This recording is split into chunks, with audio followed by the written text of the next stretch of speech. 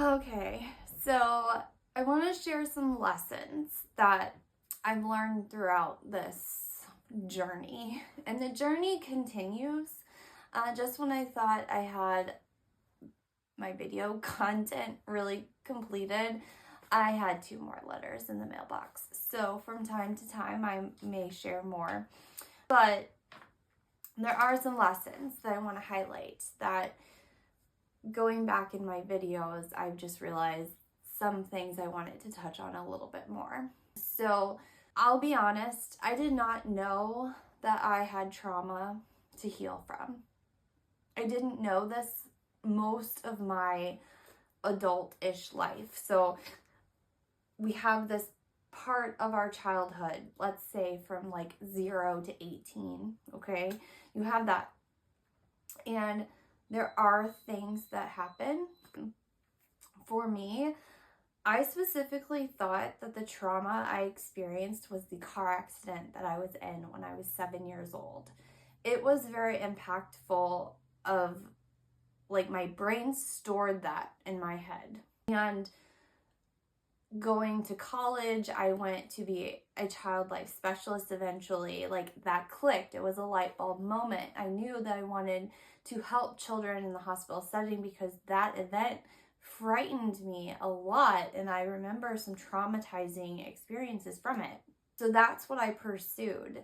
My job as a child life specialist absolutely served me in that time of my life, and I'm so thankful for it because I learned how to be there for people and to be compassionate and to be patient and to ultimately help families and instill confidence in kids. And that really was something that I absolutely loved. And I really did think that that was just the trauma that I went through as a child. It really wasn't until I became a parent myself and I was in my 30s that I started recognizing that I was doing some behaviors that was very similar to my parents. And I specifically will allude to some things about my dad because although I so much wanted to have a life that was completely different than what I knew then, I just could see that I was doing things in a different way, but yet like what he had did. So some examples of that was, he was an addictive gambler. That was something that I do recall from my childhood. And I just saw that I too was chasing the dangling carrot in front of me through the direct sales company that I say that I was engulfed in. To this day, I'm still a part of that company, but I've completely shifted in so many different ways with looking at it. But I just saw that I was chasing the next best thing, and that never was fulfilling. And I could see that's what he did. The other, just there were other moments that I could see, like, wait a second, I'm doing the same thing, just totally in a different way. Maybe the not being present for my own children, like, again, through the work I was doing through direct sales, like, it too was taking me away. I was being absent from my family, even though I was physically here in the house. And I could just see I was more enlightened to my own behaviors and where the root came from. And I knew that I needed to get to the root. And so I started really, the seeds of becoming a life coach started coming in to play during this time of my recognizing and having awareness. And I wanted to pursue that further. And I knew that if I was going to guide other people, I had to address the thing in my life that I continued to shove down, and that was the events with my dad. And so honestly, I had a day where I was with a friend and we were talking about life coaching, and literally the next day is when I drove to see my dad.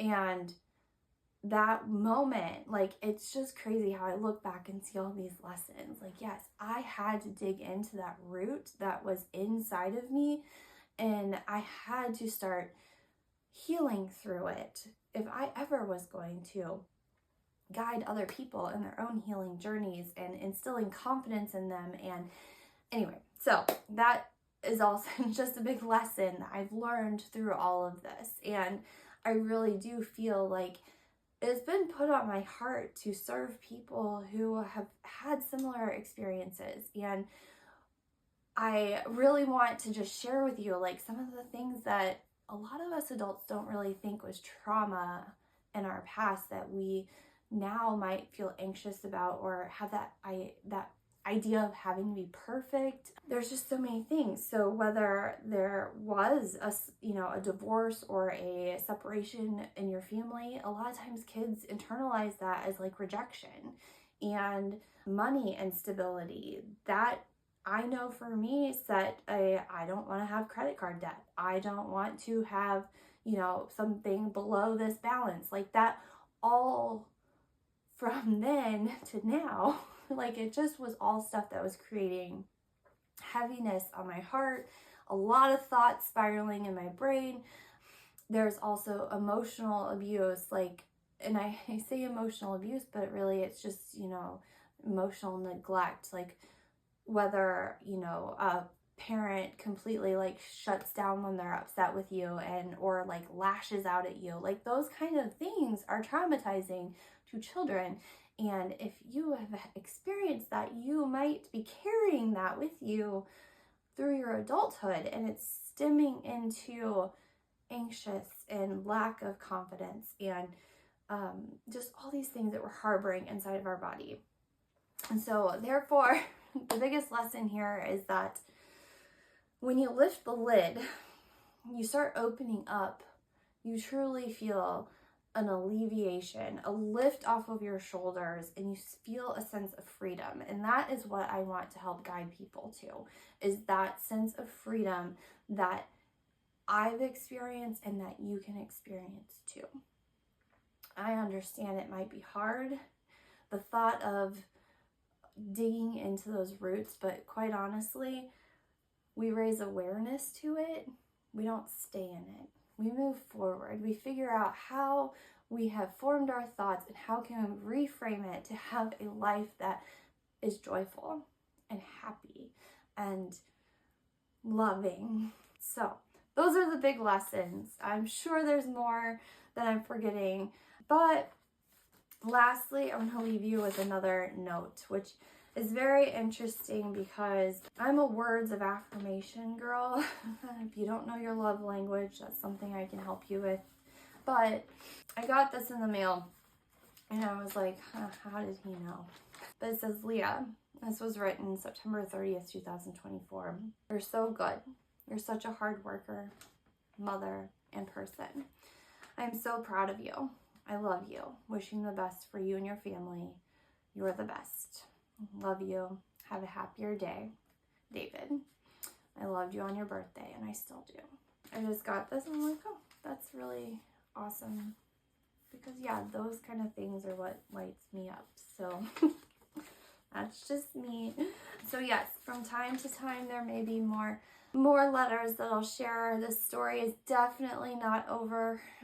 Honestly, this is, a book that I would love to write someday, but I can't write it yet. I mean, that's my own limiting belief, but I believe that the story is not over. And once it's in completion, there will be a book about this. But for now, it's a video journey. And I want to thank you seriously from the bottom of my heart. If you have watched every moment of this, please reach out to me if you are feeling it on your heart that there's some stuff you need to work through.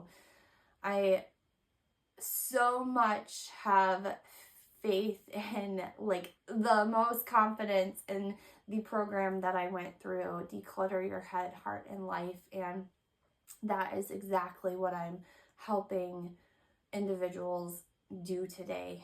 And it has been life-changing for me. And I know it can be life-changing for you. So reach out.